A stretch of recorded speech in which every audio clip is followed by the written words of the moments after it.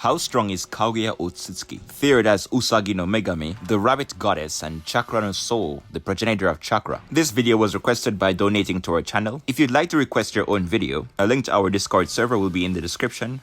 Let's get into it.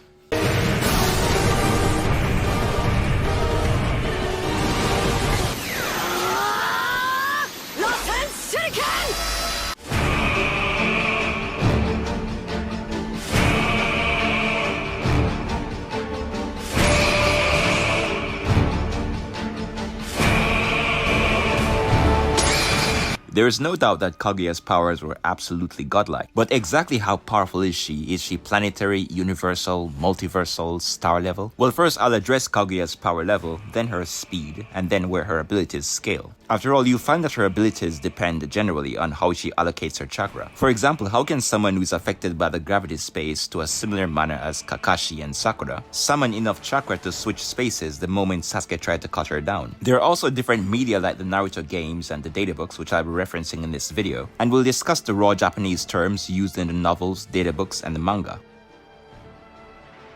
Now we can go all the way back to high-level Jonin characters like Kitsuchi, whom with Earth style is said to be able to create mountains with his chakra. With weighted jutsu, Onoki the fence sitter was able to lift and carry the Turtle Island, and was warned against using particle style in the island as he would destroy it. So we already have this kind of mountain to island scale. And based on the method used, the tail beast bombs are typically calculated at mountain to island level, with potentially country level for the likes of Naruto and Kurama, depending on whether or not you factor vaporization or pulverization, with Madara and Hashirama surpassing even this. Hashirama, the first Hokage, who was able to build constructs that can counter even Kurama and the tail beast bombs, and can multiply these constructs many times over with wood style. We've seen Jirobo ascribe a 10 times increase for his Sage mode, with Jiraiya in Sage mode being able to output flames more than 10 times larger than normal, and Hashirama's Sage mode multiplier should be even greater, considering his feats, and of course his degree of mastery. We've also seen Naruto and Kurama's clash with the Gedo Mazu and Obito send ripples of chakra across the sensory sphere, which implies drastic tremors of power across the battlefield. This is even more impressive considering that the continent on which the Naruto story takes place is potentially larger. From both the manga and the Gaara Hiden novels, we can draw these implications. Shinobi can go 1,000 miles without taking a single break, and are described as faster than horses, with horses being able to run up to 30 miles per hour,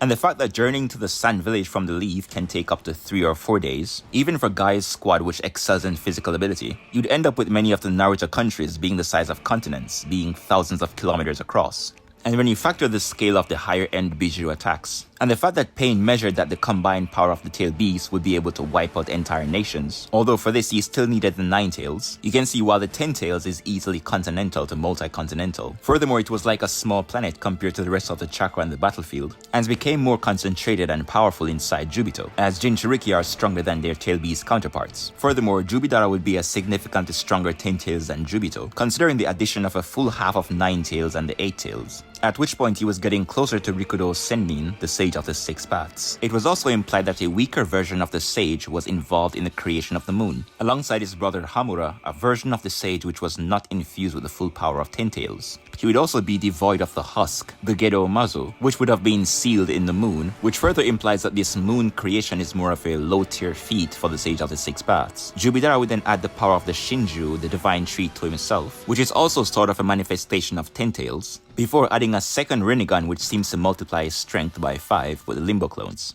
And yet, to produce Kaguya, they had to add chakra far superior to 10 tails to that Madara, whose body was about to explode under the expansive energy. Additionally, it was stated that the Ame no Minaka, which Kaguya uses, could not be produced by any other being given the amount of chakra required. So she uses more chakra than Madara's entire pool every time she changes her spaces. This also means that if Naruto or Sasuke had the Rinne Sharingan, they wouldn't even be able to produce Ame no Minaka even once. In fact, Kaguya described them as mere pieces of her own chakra. Just for a sense of scale, this is the kind of being that Kaguya is. And she would go on to swap spaces roughly 3 times before getting tired. That was in addition to all the fighting she was doing. And then a 4th time to her root time space where she could recover faster. And so considering all of this, it shouldn't be too difficult to fathom the idea of a planetary Kaguya in terms of energy level. But is she universal, and how large are her spaces? In the case of both Kaguya and Momoshiki, their spaces are treated somewhat similarly. In the novel for Boruto's movie, and the promotional material, you see fan translations of a parallel universe. A parallel universe which belongs to to Momoshiki and the fact that Kaguya can send others into parallel universes, which would make Kaguya's realms universes. However, this isn't necessarily correct, and the same thing applies to the statement of Momoshiki having constructed a parallel universe.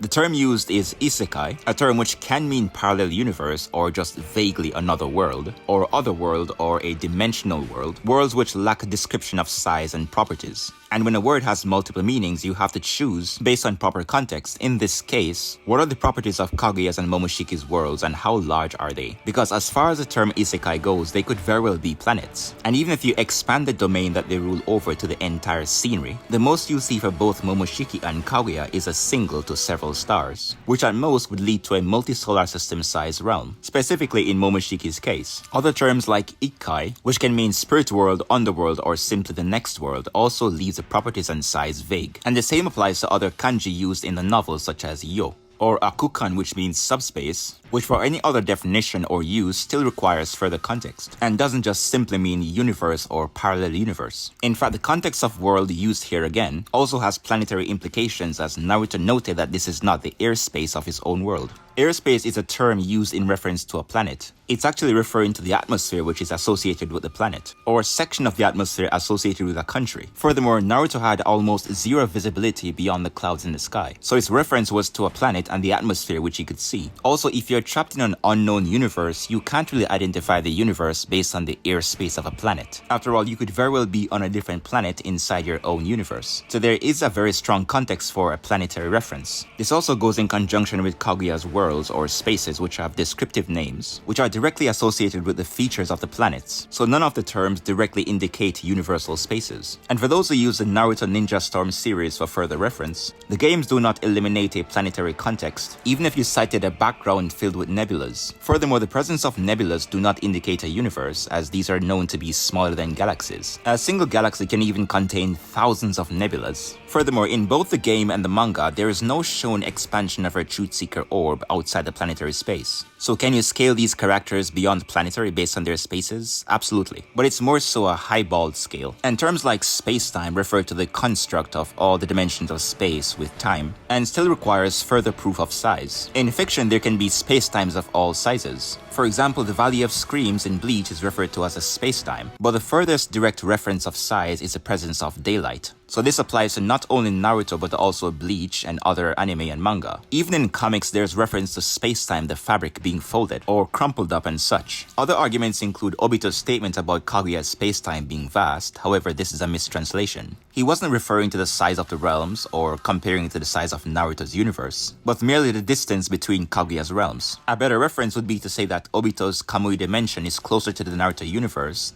than Kaguya's dimensions are to each other. Then there's a limbo argument, saying that Sasuke and Naruto can sense limbo clones in a faraway dimension, but they couldn't sense each other across Kaguya's spaces, except from a root time-space. This is not really consistent with all of Kaguya's spaces, and only makes an argument for distance between realms, not their size. Also, being able to sense limbo and each other might not have anything to do with distance for the most part, but rather a shared link between them because of the similarity of their powers. The same way anyone with a Rinnegan could perceive Limbo Ringoku, and the fact that Madara simply has similar powers to Naruto and Sasuke, making them all similar. But it doesn't really change the argument with either interpretation. I've also heard arguments for the Road to Ninja movie in which Seven-Tailed Beast could create a universe, but whether or not there are narrative contradictions is irrelevant, as the basis of the ability is actually Genjutsu. It was an experimental version of the Infinite Tsukuyomi, which drags you into a psychic world and manifests your desires. And speaking of abilities, Kaguya is absolutely monstrous. She has Infinite Tsukuyomi, which drags you into a Genjutsu world and makes you dream your deepest desires. Deep Forest creation on a planetary scale, all killing ash bones which begin to disintegrate your body as soon as they strike, and will then spread to the entirety of the body. She had both the Sharingan and Byakugan, which gave her kinetic vision, the power to copy jutsu, and cast ocular genjutsu, accompanied by the powerful visual prowess of the Byakugan on a god tier. From the Rinne Sharingan, she could produce Ame no Minaka, which allows her to spin space and move between them. And the game backgrounds also indicate that she moves the spaces themselves, although I have seen other interpretations of this. Also, the side text doesn't directly indicate that she creates her dimensions, although it can lead to the conclusion that she's able to arrange her spaces by taking space from one location along with all the matter and relocating it into another. This would also make it feasible for her to insert a planetary space into a larger space. But whether she moves planets or entire dimensions, the amount of chakra needed to move any amount of space is unknown, so it's unquantifiable. The chakra beyond Madara feeds her spatial hacks, but the ratio of chakra to the amount of space moved is unknown. She's also a manifestation of Ten Tails, so she's essentially immortal, but only to a certain extent as she can still be killed. For example, removing the tail beast and sealing her away as a husk is a way of killing her. But with great assistance, she can still return to life. Kaguya also possesses a god-tier version of the vacuum palm. When combined with her dojutsu and chakra prowess, it has the potential to become the strongest offensive ability. And finally, among her most relevant abilities, the expansive Truth Seeker Orb. It holds the 5 elements plus yin and yang and has the power to reduce everything to nothing. In the raw Japanese, it would be the start of a new space, but contextually this meant that everything in the space, which at bare minimum should be Kaguya's planet, and if you highball, anything around it, including any potential stars, would be destroyed. However, the Truth Seeker Orb does not destroy the fabric of space. In fact, we've seen in Madara's case that the orbs conform to the flow of space, as when space bends, so do they. And Kaguya's ETSO is the same as Madara and Naruto's, except bigger. And lastly, if it erases space, then the space which it occupied before it crumbled would have been gone. I should also add that abilities which warp space, such as Kamui, will force the Truth Seeker orbs to conform. So in terms of raw power attacks, I would scale her in that planetary boundary. With the Truth Seeker orb which uses hacks to disintegrate or erase, she would scale to her planetary space. And with a more high-end interpretation, you can expand that destruction hacks to everything that can be seen, which would include any stars in the realm. Again, thank you for the donation. I believe I've answered all your questions. For the lovely viewers, be sure to like and subscribe. And if you want to request your own video, the link to the Discord server will be in the description. Cheers.